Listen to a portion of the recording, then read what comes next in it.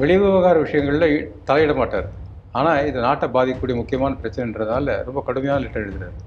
என்ன தளபதியும் சொல்லு, சின்ன தளபதியும் சொல்லு, மாவீரன் சொல்லு, அப்படிலாம் சொல்கிற காலத்தில் அவரன்னு சொல்கிறேன், இவர் இம்பார்ட்டண்ட், இவர் மினிஸ்டராக இருக்கிறதுக்கு லாய்க்கு இல்லை இவர் அப்படின்னு சொல்லிட்டு நீ ஸ்ட்ராங்காக எழுது. நேரு என்ன பண்ணுறாருன்னா, அவங்களை சந்திக்கிறவங்க கிட்டெல்லாம் எதுக்கு சீனாவை சப்போர்ட் பண்ணுறாருன்றதுக்கு பலவிதமான காரணம் சொல்கிறார். என்ன ஆகிடுச்சுன்னா, திபெட் ரொம்ப பின்தங்கி இருக்குது, அங்கே நிலப்பிரபுத்துவம் அதிகமாக இருக்குது, அவங்களுடைய டாமினேஷன் அதிகமாக இருக்குது. ஓகே, இந்த காரணங்களால் அதுக்கு அதை மேலே நல்லா கொண்டு வரப்பட்டிருக்கு. அதனால் சீனா உள்ள நல்லது தான்ன்ற மாதிரி ஆர்குமெண்ட் பண்ணுறதுக்காக இருக்கு.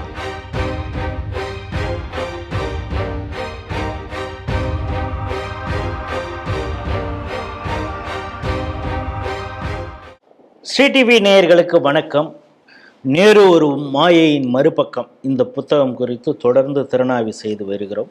நூலாசிரியர் யாசு கண்ணன் அவர்கள் தொடர்ச்சியாக இந்த புத்தகத்தில், அதாவது ஒரு டாபிக் 2 பக்கத்திற்கு தான் எழுதியிருக்காங்க, ஆனால் அதற்கு பின்னால் இருக்கக்கூடிய வரலாறு அதிகம். அதை பற்றி ஒவ்வொன்றையும் விரிவாக நம்மளோட இத்தனை எபிசோடு வரைக்கும் நம்மகிட்ட பல விஷயங்களை சொல்லிட்டு இருக்காங்க.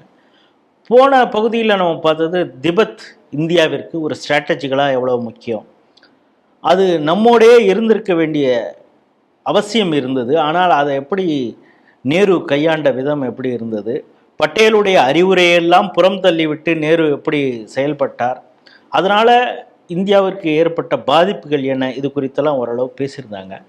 இப்பொழுது அதனுடைய தொடர்ச்சி இன்னும் ஒரு 2-3 பகுதிகள் மட்டும் இருக்கிறது. அதையும் அவரிடம் கேட்டு விளக்கம் பெறலாம் அப்படின்னு நம்ம ஸ்டூடியோவுக்கு அழைச்சிருக்கிறோம். வணக்கம்.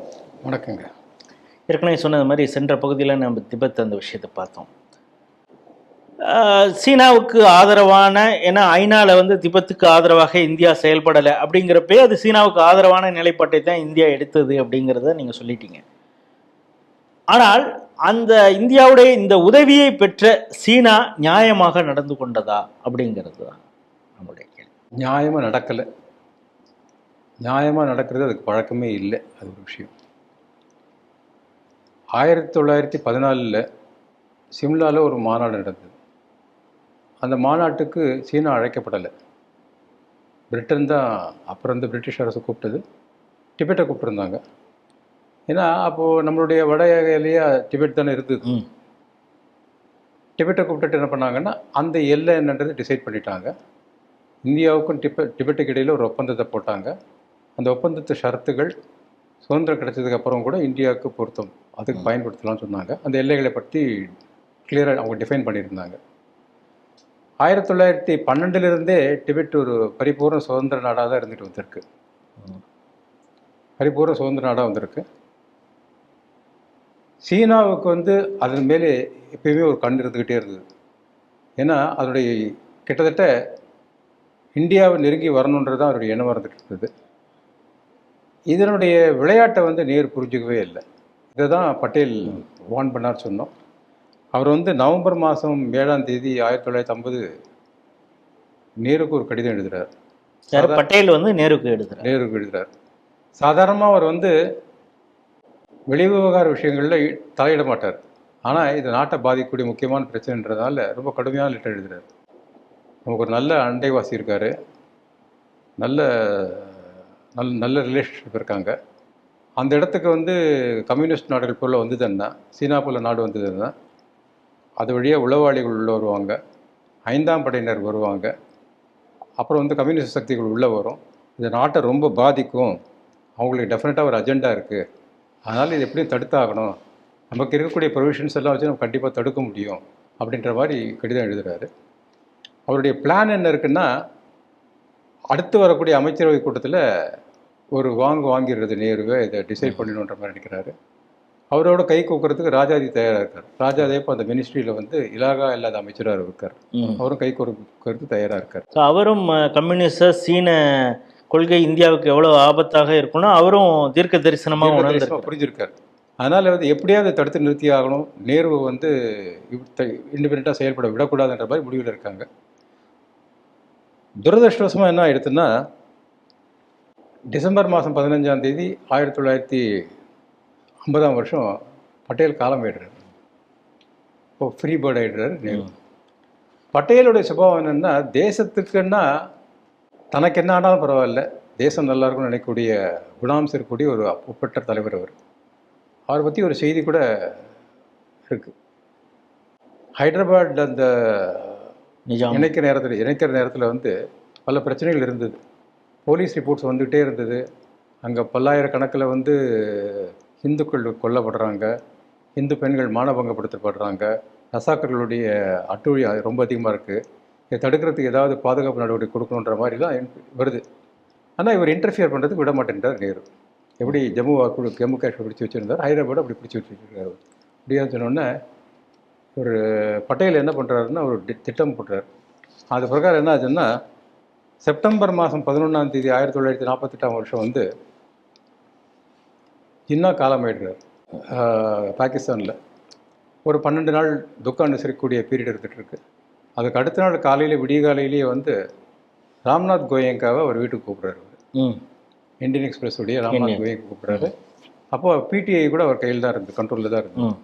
கூப்பிட்டுட்டு போலீஸ் ரிப்போர்ட்டெல்லாம் என்ன வந்தது ஹைதராபாத்தை பற்றி, என்னென்ன இந்துக்கள் பாதிப்பு, பெண்கள் கற்பழிப்பு, இந்த விஷயத்தெல்லாம் எடுத்து கொடுத்துட்டு இதுக்கு எதாவது பண்ணி ஆகணும். நம்ம நீ என்ன பண்ணணும்னா, என்னுடைய பத்திரிகையில் அடுத்த நாள் செய்தியாக வரணும். என்ன செய்தி வரணும்னா, என்ன இந்த டிஃபென்ஸ் மினிஸ்டர் இருக்கார், இவர் ஒரு இம்பார்ட்டன்ட்னு எழுதுன்றார்.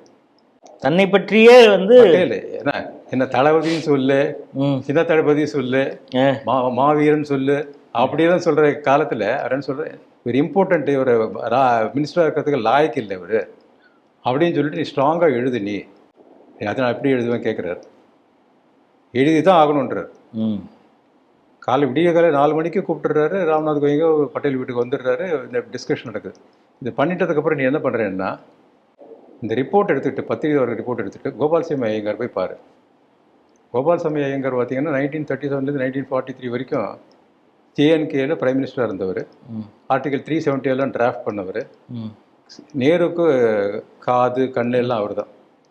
கரெக்டாக போயிட்டு நீ காலில் விழியோ கையை பிடிப்போ என்ன பிடிக்கோ தெரியாது. அவர் எப்படியாவது நேரு போய் கன்வின்ஸ் பண்ணணும்.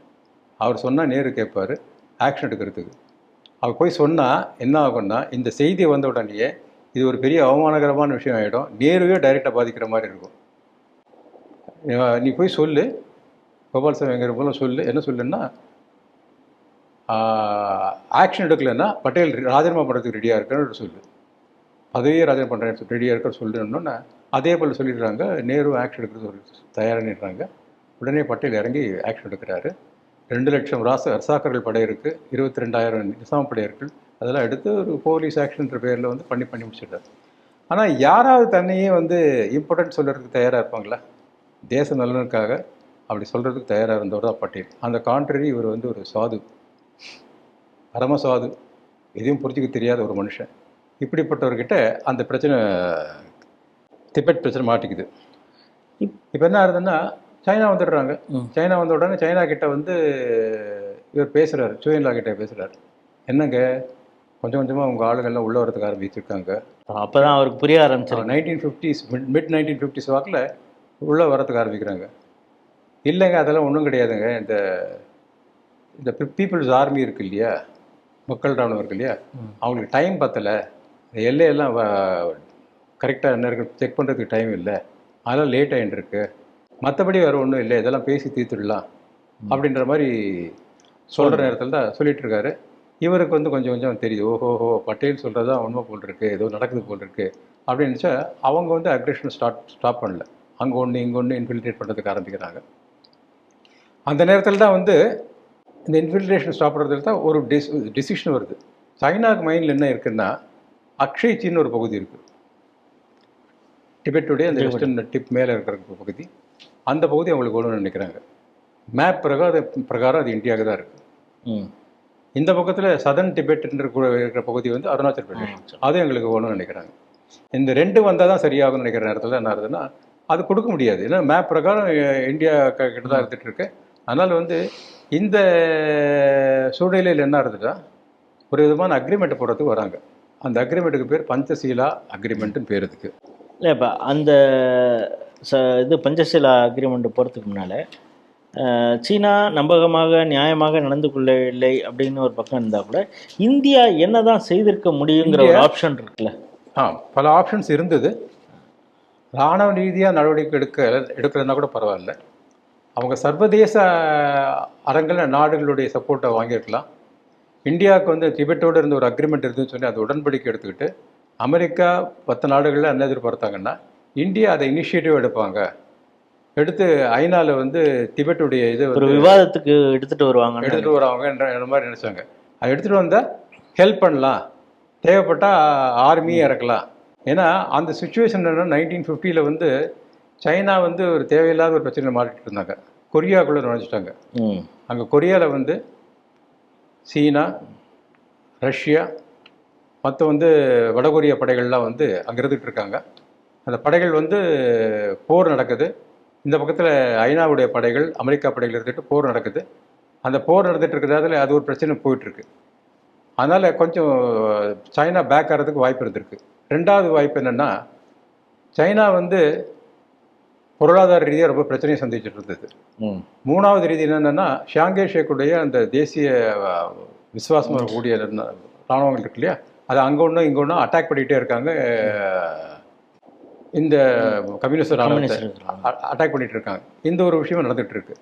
நாலாவதாக வந்து என்ன பண்ணுற ஆப்ஷன் வந்து என்ன வருதுன்னா, மங்கோலியாவை வந்து சைனாவுக்கு பிடிக்கிற நேரத்தில் என்ன பண்ணுறாங்கன்னா, மங்கோலியன்ஸ் அங்கே என்ன பண்ணுறாங்கன்னா, இங்கே ஒரு ரெஃபரண்டம் நடத்தலாம், மக்கள் கருத்தை கேட்கலாம், மக்கள் கருத்தை கேட்டு ஒருவேளை நம்ம சைனாவோட இணையலான்ற மாதிரி சொன்னாங்கன்னா நாங்கள் இணையிறோம், இல்லாட்டி பிரச்சனை இல்லைன்னு சொல்லுவாங்க. இல்லைன்னா முடியாதுன்னு சொல்லலாம். அப்படின்னா மக்கள் முடியாதுன்னு சொல்லிடுறாங்க, சரின்னு ட்ராப் பண்ணிடுறான் சைனா. அந்த ஒரு ஆப்ஷனையும் இங்கே பண்ணியிருக்கிறார், டிபெட்டில் பண்ணியிருக்கலாம். ஸோ இத்தனைக்கும் வந்து இந்த ஆப்ஷனையும் வந்து எக்ஸ்ப்ளோர் பண்ணவே இல்லை நேரு. என்ன ஆகுதுன்னா, ஐநாவில் வந்து சீனாவுக்கு எதிராக பல நாடுகள் வந்து தீர்மானம் நிறைவேற்ற நேரத்தில் அந்த தீர்மானத்தை எதிர்த்தார் நேரு. அப்போ பார்த்தாலும் சீனி பாய் பாய், சீனாவும் இந்தியாவும் சகோதரர்கள், இதுதான் அவரோட மனப்பாங்க இருந்துட்டு இருந்தது. இந்த சூழ்நிலை தான் இருந்துட்டு இருந்தது. ஆக இந்த ஆப்ஷன்ஸ் எதையுமே வந்து அவர் எக்ஸ்ப்ளோர் பண்ணுறதுக்கு தயாராக இல்லை. ஆனால் என்னாச்சுன்னா, துரதிருஷ்டம், சீனாவுடைய திபெட்டுடைய துரதிருஷ்டம், டிபெட்டுடைய துரதிருஷ்டம் 1947 இந்தியாவுக்கு இண்டிபெண்டன்ஸ் கிடச்சிது. காரணம் என்ன சொல்கிறேன்னா, துரதிருஷ்டம் சொல்கிறது காரணம் என்னன்னா, 1950 வரைக்கும் பிரிட்டன் இருந்ததுன்னா இந்த ஆக்கிரமிப்பை அலோவ் பண்ணியிருந்துக்க மாட்டாங்க. ஓகே. இந்தியாவுடைய துரதிருஷ்டம் என்னன்னா, அந்த நேரத்தில் நேருக்கு பதிலாக பட்டேல் இருந்திருக்கணும். இது இருந்திருந்தாலும் இந்த நிலைமை சரியாக இருந்திருக்கணும். ஏன்னா ரெண்டுல எது நடந்திருந்தாலும் நல்லா இருந்திருக்கும். ஆனால் இந்த விஷயம் என்னன்னா இது ஏற்கனவே இன்னித்தி நேத்தி பிரச்சனையே இல்லை. கிட்டத்தட்ட ஒரு 70-80 வருஷம் பிரச்சனையாக அது ஓடிட்டே இருந்தது. அது ஓடிட்டு இருக்கிற நேரத்தில் என்ன இருந்ததுன்னா, சீனா, ரஷ்யா இவங்கெல்லாம் வந்து தெற்கு ஆசியாவில், மத்திய ஆசியாவில் இதெல்லாம் வந்து அவங்களுடைய ஹோல்டு எடுக்கணுன்றதுக்காக அவங்க இன்ஃபில்ட்ரேட் பண்ணிகிட்டே இருக்காங்க. அந்த ரீதியில் எந்த நேரத்தில் வேணாலும் சீனாவோ ரஷ்யாவோ வந்து டிபெட்டை கைப்பற்றலான்னு அப்படின்ற எண்ணம் வந்து பிரிட்டன் இருக்கிறதால அதுக்கான சில ஏற்பாடுகள்லாம் பண்ணுறாங்க. அவங்க அதுக்கு கார்டோகிராஃபிக் அக்ரெஷன் சொல்லுவாங்க. மேப்பு திருத்துறது. சில நேரங்களில் வந்து யாத்திரிகள் போர்வையில் திபெட்டுக்குள்ளே அனுப்பிச்சாங்க, ஆளுகளை அனுப்பிச்சாங்க, ஒற்றர்கள் அனுப்பிச்சாங்க, பல பேர் அனுப்பிச்சாங்க, எல்லைகளை மெஷர் பண்ணாங்க, லாஞ்சிடியூட் லேட்டிடியூட் எடுத்தாங்க, டிபெட்டுடைய எல்லைகள் என்ன, ஏரியா என்ன, இதெல்லாம் கம்ப்ளீட்டாக டிசைட் பண்ணி ரெடியாக வச்சுருந்தாங்க பிரச்சனை வந்ததுன்னா. அதை தவிர ஒரு ஆப்ஷனும் ஓப்பன் வச்சுருந்தாங்க. அதையும் மீறி வந்து சீனா அட்டாக் பண்ணுறதுக்கு ட்ரை பண்ணிச்சுன்னா, சீனா வந்து டிபெட்டுக்குள்ளே நுழையிறதுக்கு பண்ணுதுன்னா மிலிட்ரி ஆக்ஷன் எடுக்கலாம்னு சொல்லிட்டு டாப் சீக்ரெட் மெமோ ஆஃப் 1946 ஒன்று ரெடி பண்ணியிருந்தாங்க. சீனாவை அட்டாக் பண்ணணும் டிபெட்டுக்குள்ளே நுழைஞ்சாட்டு. இவ்வளோ வந்து ஆப்ஷன்ஸ் இருந்தது. பிரிட்டன் அந்த ஆப்ஷன்ஸ் வச்சுருந்தாங்க. கிட்டத்தட்ட அந்த ஆப்ஷன்ஸை இவங்க பயன்படுத்தியிருக்கலாம். இந்த ஆப்ஷன் எதுவுமே பயன்படுத்தாமல் பாதுகாப்பு இல்லாத ஒரு சூழ்நிலை தான் நேரு உருவாக்குனார்.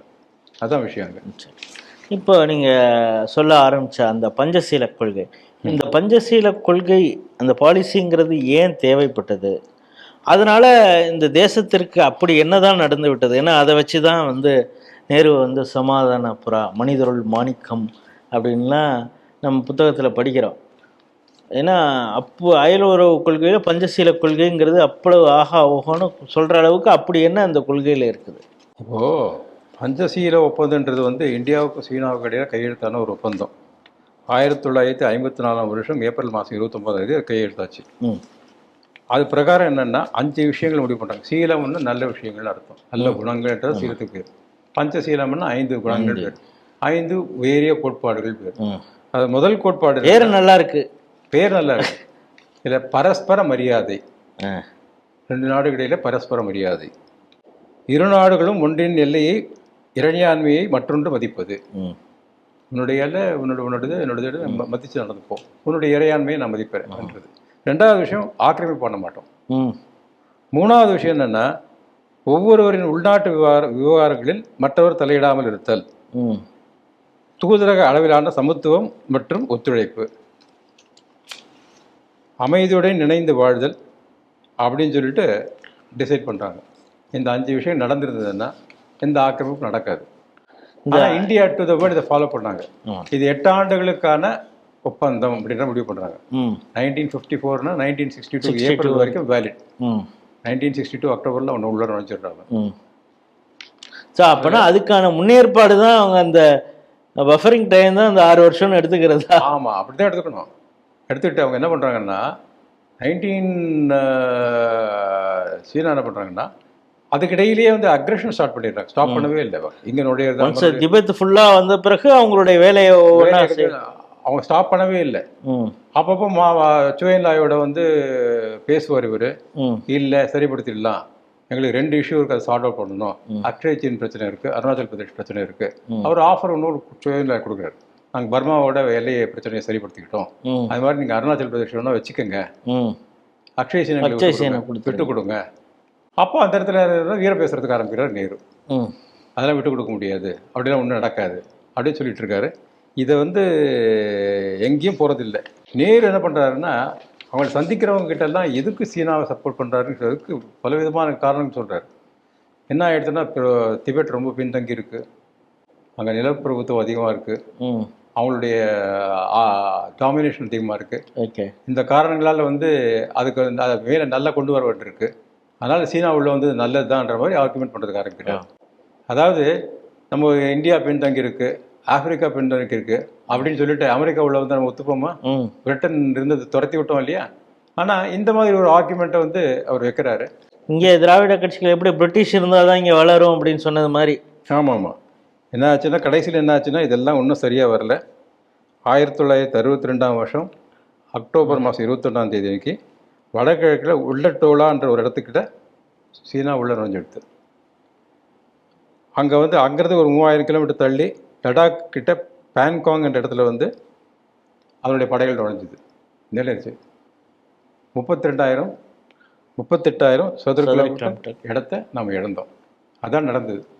அதுக்கப்புறம் இதுக்கு ரொம்ப ஈஸியாக ஒரு விளக்கம் சொல்லிடுறாரு. என்ன சொல்கிறாருன்னா, நான் சில நண்பர்களை நம்பியிருந்தேன், அவங்க ஏமாற்றிட்டாங்க, அந்த ஏமாற்றிட்டதுனால நான் ஒன்றும் பண்ண முடியாமல் போயிடுது அப்படின்னு சொல்கிறாங்க.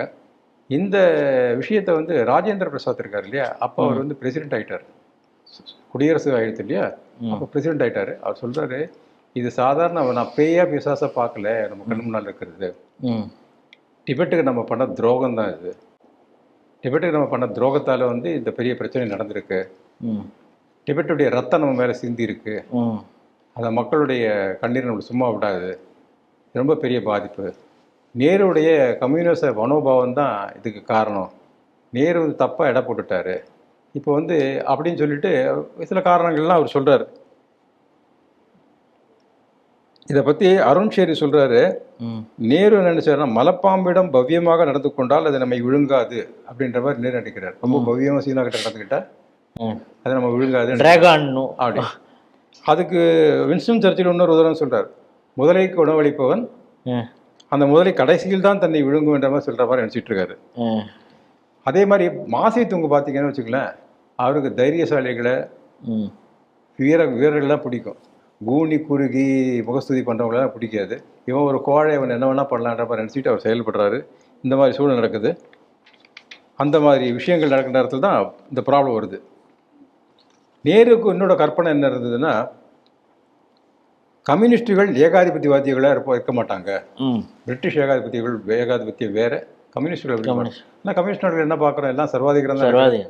சர்வாதிகாரம் இல்லைன்னா அது கம்யூனிஸ்டே இல்லை, கம்யூனிஸ்ட் நாடே இல்லை இல்லையா. கடைசி நாட்கள் என்ன சொல்கிறாருன்னா, நான் என்னோட நண்பர்களால் ஏமாற்றப்பட்டுட்டேன், நான் என்ன பண்ணுறது? யாரு கிருஷ்ணவேணனையும் அவரையும் சொல்ல பணிக்கரையும் அவர் குறிக்கிறார். இப்போ சர்வதேச அரசியல் இருக்கிறவங்க நான் ஏமாந்துட்டேன்னு சொல்ல முடியுமா? அந்த வெகுளித்தனம் எல்லாம் பயன்படுமா? நீங்கள் திறமையற்று இருந்தாங்கன்னா அது பயன்படுமா? நம்முடைய நலன்களை பாதுகாக்கிறதுக்கு நம்ம தவறினோம்னா நம்ம ஏமாந்து கொண்டே தான் இருப்போம். இதுதான் நடந்தது. இதுபோல் பல்வேறு விஷயங்களில் நேரு தொடர்ந்து சொதப்பிட்டே வந்திருக்காரு. இப்போ இந்த வரலாற்றில் ஆய்வாளர்கள்னு இப்போ சொல்லிக்கொள்ளக்கூடியவர்களாக இருக்கட்டும், இல்லை நம்ம படிக்கக்கூடிய பாட புத்தகங்களாக இருக்கட்டும், இப்போ நீங்கள் அவருடைய இன்னொரு பக்கத்தில் இவ்வளவு லேப்சஸ் இருந்ததை சொல்கிறீங்க. ஆனாலும் அவர் முதல் பிரதமராக இல்லைன்னா இந்தியாவுக்கான ஒரு சரியான திசையே கிடைச்சிருக்காது, இப்படி ஒரு ஜனநாயகம் வலுப்பெற்றிருக்காது அப்படிங்கிற ஒரு கருத்தையும் சொல்கிறாங்க. உண்மையிலேயே இதை ஒரு சம்மப், இப்போ இவ்வளவு எபிசோட் நம்ம நேரு பற்றி பேசிட்டா, ஒரு சமப்பாக சொல்லணும்னா நேரு அப்படிங்கிறவரை ஒரு ஷார்ட்டாக எப்படி சொல்ல முடியுங்களா? தனக்கு எல்லாம் தெரியும்னு நினச்சிட்டு இருந்தவர், ஆனால் ஒன்றுமே தெரியாதவர். யாருடைய சேன் அட்வைஸும் கேட்க மாட்டார். யாராவது ஒரு பலசாலியை பார்த்தாருன்னா அவரை எதிரியாக நினைக்கிறதுக்கு ஆரம்பிச்சிடுவார். பட்டேல், நேதாஜி, இதே போல் பார்த்துக்கிட்டே வரலாம். தன்னோட ஈக்குவல் கண்டென்டர் யாராக இருந்தாங்கன்னா அவங்கள எதிரியாக ஒழிக்கிறதுக்கு பார்ப்பார். ஷியாம் பிரசாத் முகர்ஜி ஒழிக்கிறதுக்காக இப்போ ஷேக் அப்துல்லா பயன்படுத்தினார். ஷியாம் பிரசாத் முகர்ஜி மரணம் நடந்த உடனே ஒரு 1.5 மாதத்துக்கெல்லாம் ஷேக் அப்துல்லா கொண்டு போய் சிறையில் வச்சுட்டாரு. இதுதான் அவருடைய நேச்சர். அதனால் அவருக்கு அவர் ரொம்ப இன்னசென்ட்னு கிடையாது. அவருக்கு தெரியாது, தைரியம் கிடையாதுன்னு சொல்கிறார் பட்டேல். பல சந்தர்ப்பங்கள் சொல்கிற தைரியம் கிடையாது அவருக்கு. சுதந்திரமாக முடிவெடுக்க மாட்டார். இந்திய இராணுவத்தின் மீதே நம்பிக்கை இல்லாமல் இருந்தார். நம்பிக்கை அவருக்கு இந்திய இராணுவத்து மேல் நம்பிக்கை இல்லை. திம்மையா திடீர்னு ஆட்சி கவுத்துருவார் நினைக்கிறாரு. அவர் தூரத்திலேயே வைக்கிறாரு. கிருஷ்ணவேணன் பயன்படுத்துறாரு. இதுக்கு இது போல காரியங்கள்லாம் பண்ணிட்டு இருக்காரு. பல்வேறு துறைகளில் கூட அவருடைய லேப்சஸ் இருந்துக்கிட்டே தான் இருக்குது. இது பேசிகிட்டே இருக்கலாம், அதை பற்றி நிறைய பேச முடியும். இது ஒரு ஷார்ட்டாக நம்ம சொல்லியிருக்கோம். அது ஆகவே நேயர்களே, இந்த நேரு ஒரு மாயையின் மறுபக்கம் இத்தனை எபிசோட் இது குறித்து புத்தகம் 344 பக்கங்கள் தான் இருந்தால் கூட இதில் சொல்லப்பட்ட விஷயங்கள், அதாவது நான் ஏற்கனவே சொன்ன மாதிரி 2 பக்கம் இருந்தால் கூட அதற்கு பின்னால் இருக்கக்கூடிய செய்திகள், வரலாறு, அதையெல்லாம் அந்த வார்த்தைகளிலே துவைத்து எழுதியிருக்கிறார் யாசு கண்ணன். இந்த புத்தகத்தை எல்லாரும் வாங்கி படிக்கணும். ஏன்னா உண்மையான வரலாறு அப்படிங்கிறது சமீப காலமாக மறைக்கப்பட்டிருக்கிறது.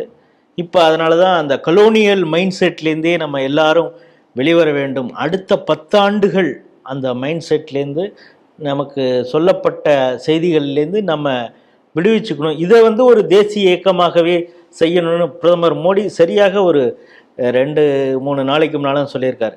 இப்போ சொல்லும் பொழுது ராம்நாத் கோயங்காவை பட்டேல் கூப்பிட்டு பேசினார்னு, அந்த ராம்நாத் கோயங்கா மெமோரியல் லெக்சரில் தான் இந்த வார்த்தையை மோடி சொல்லியிருக்கிறார். ஆகவே உண்மையான வரலாறை தெரிந்து கொள்ள இது போன்ற புத்தகங்களை நாம் வாங்கி படிப்பது ஒவ்வொருவரும் ஒரு பயனுள்ளதாக இருக்கும். அப்படிங்கிறதுனால இந்த புத்தகத்தை வாங்கி பயன்பெறுங்கள். ஆன்லைனில் கிடைக்குது, ஃபோன் நம்பர் கூட நம்ம டிஸ்கிரிப்ஷனில் கொடுத்துருக்கோம். இதுபோல் இன்னும் பல புத்தகங்களை யாசு கண்ணன் அவர்கள் எழுதியிருக்கிறார். நேரம் கிடைக்கும்போது அந்த புத்தகம் குறித்தும் இதே போல் விரிவாக திறனாய்வு செய்ய இருக்கிறோம். இந்த நிகழ்ச்சியிலே கலந்து கொண்டு இத்தனை எபிசோட் இது குறித்து நம்ம நேயர்களோட உங்களுடைய நேரத்தை செலவிட்டு நம்ம ஸ்டுடியோவில் மெனக்கெட்டு ஒவ்வொரு முறையும் பல சங்கடங்கள்லாம் உங்களுக்கு உடல் உபாதைகள் சில நேரங்களில் இருந்தால் கூட அதையெல்லாம் பொருட்படுத்தாமல் இந்த செய்தியை மக்களுக்கு கொண்டு போய் சேர்க்கணும் அப்படிங்கிற ஒரு எண்ணத்தோடு கலந்து கொண்டு பல விஷயங்களை நேயர்களோடு பகிர்ந்து கொண்டிருக்கீங்க. அதில் வர கமெண்ட்ஸை வச்சே நமக்கு தெரியுது, பலரும் அந்த புத்தகத்தை வாங்கி படித்து விட்டு பலர் அந்த இதில் கமெண்ட்டு போடுற அந்த விஷயங்களை எல்லாம் கூட பார்க்குறோம். இன்னும் நீங்கள் இதே போல் பல புத்தகங்களை எழுதணும் அப்படிங்கிறது ஸ்ரீ டிவி நேயர்கள் சார்பாக உங்கள்கிட்ட ஒரு வேண்டுகோளாகவும் வைத்துக்கொண்டு உங்களுக்கு மிக்க நன்றியை தெரிவித்துக்கிறேன். வணக்கம்.